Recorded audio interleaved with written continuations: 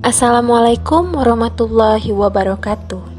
Saya di sini ingin membahas tentang pandangan hukum era postmodernisme yang bertujuan untuk memenuhi tugas mata kuliah filsafat hukum.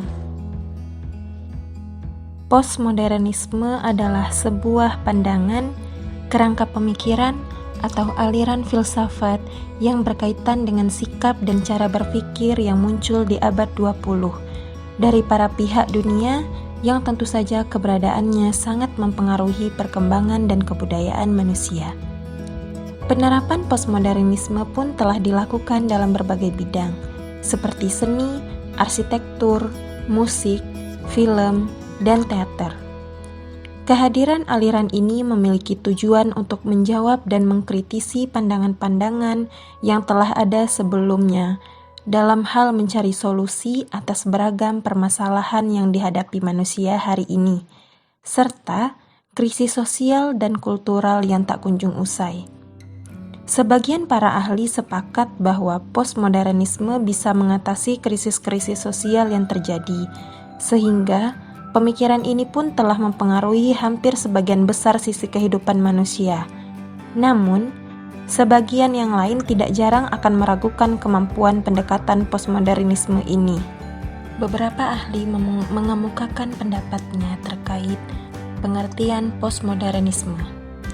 Menurut Anthony Giddens, definisi postmodernisme menurut Anthony Giddens yang bersumber di dalam bukunya adalah munculnya gerakan mengenai agenda sosial dan agenda politik dengan konsentrasi pada lingkungan, hingga akhirnya istilah ini menjadi pengganti daripada sistem kapitalisme dengan sosialisme yang berkembang pada saat ini. Menurut Lyotard, postmodernisme adalah munculnya rasa ketidakpercayaan terhadap permasalahan yang besar di dalam melegitimasikan perkembangan ilmu pengetahuan. Menurut Marvin Harris, postmodernisme adalah pergerakan munculnya intelektual yang berbalik dengan istilah modernisme. Postmodernisme memberikan titik fokus dalam pemahaman budaya dan juga penelitian yang dianggap lebih istimewa.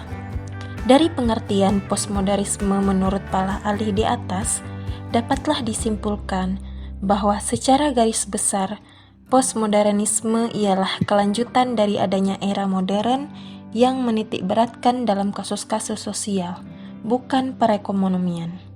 Kasus sosial yang menjadi titik fokus dalam postmodernisme, misalnya adalah tentang kebudayaan.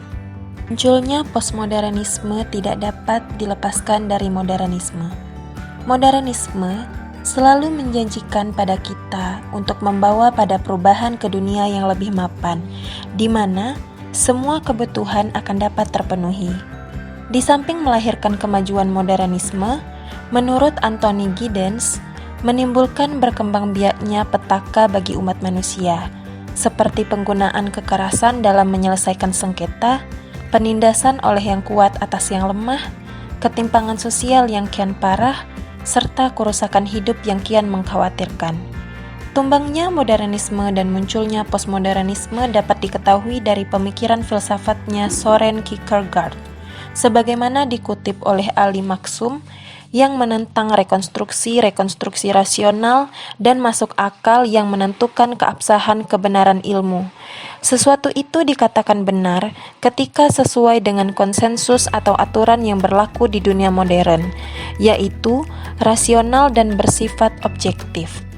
Namun, tidak dengan Kierkegaard, dia berpendapat bahwa kebenaran itu bersifat subjektif, yang artinya bahwa pendapat tentang kebenaran subjektif itu menekankan pentingnya pengalaman yang dialami oleh seorang individu yang dianggap relatif.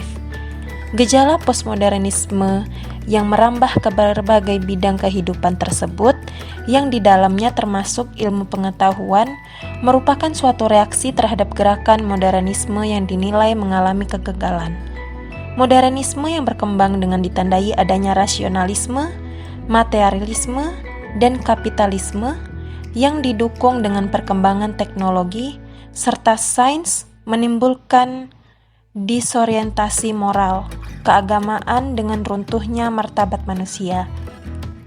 Dengan melihat sisi negatif dari paham postmodernisme itu, maka apakah dengan demikian postmodernisme harus dihapus atau dibuang? Tentu sisi positifnya tetap ada. Ia telah mengingatkan kepada kita bahwasanya dalam diri kita harus waspada terhadap teori atau cerita ataupun narasi besar. Jangan sampai mereka berkembang menjadi sebuah ideologi. Paham postmodernisme tetap dapat dikembangkan dan dapat dipercaya, asal ia tidak memutlakkan prinsip dia sendiri dengan menghilangkan prinsip orang lain. Karena segala sesuatu itu perlu diteliti atau bahkan dikoreksi dan dipertanyakan apakah ia benar berjuang demi menegakkan martabat dan kebahagiaan manusia yang lebih benar. Selain daripada itu, yang perlu kita kembangkan dan kita tegakkan dari paham postmodernisme adalah sikap saling menghargai manusia sebagai individu-individu dengan segala keunikan dan keberagamannya, yang meliputi kelemahan dan kelebihan yang itu adalah suatu nilai lebih dan unik. Hal itu membedakan kepada yang lainnya.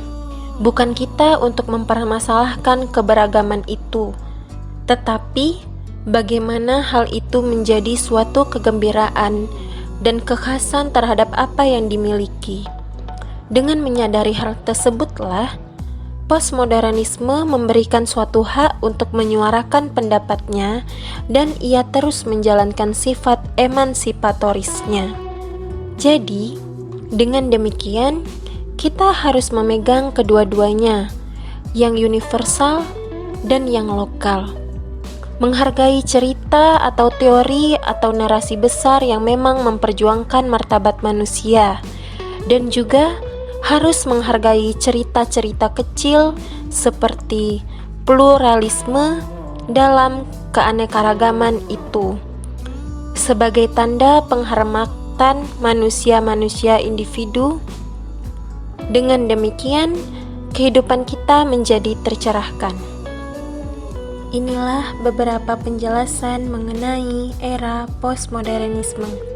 Semoga dapat menambah pengetahuan kita bersama terhadap pandangan hukum di era postmodernisme. Wassalamualaikum warahmatullahi wabarakatuh.